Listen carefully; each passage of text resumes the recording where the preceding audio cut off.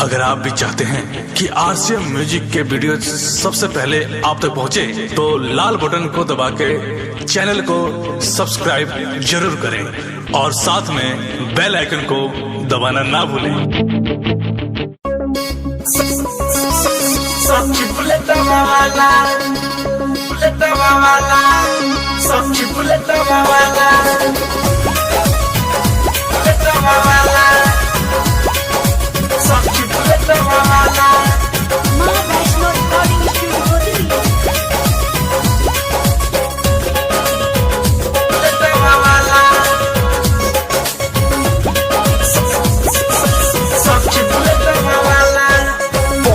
जानी कोचिंग हमारा पीछे पीछे जाला, ओढ़े जानी कोचिंग हमारा पीछे पीछे जाला।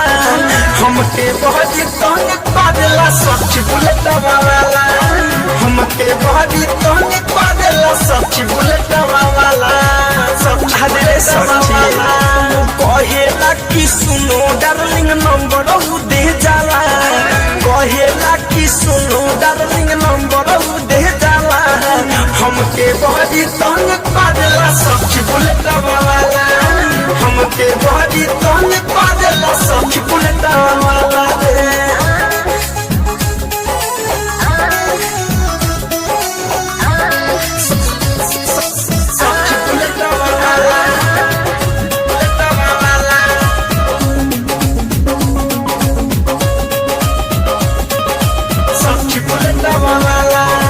डहर लागे ओकरा से बाटे हाथा कठार, चश्मा लगा दे आँख में उली के घूमे कटार, लेके घूमे कटार।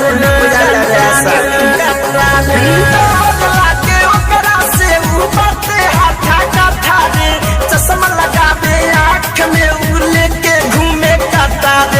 लागता कि खा जाई ऐसे घुरियाला, लागता कि खा जाई ऐसे घुरियाला।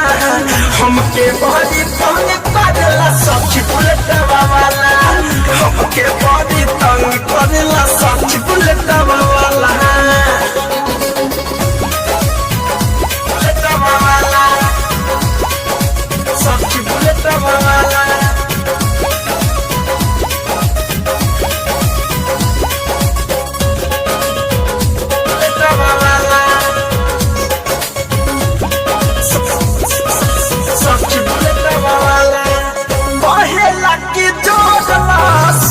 हमसे नाता हो जाई सदी हाला, हमके आई सम बुझाता, आई सम बुझाता।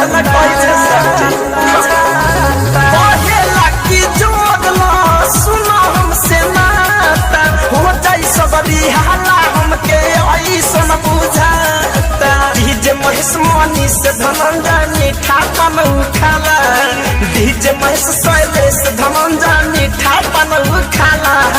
हमके बड़ी तंग करेला सच्ची बुलेट वाला, हमके बड़ी तंग करेला सच्ची बुलेट वाला। माँ Vaishno recording studio Delhi. Download कीजिए RCM music official app play store से। आरसीएम म्यूजिक के सारे ऑडियो वीडियो डाउनलोड करने के लिए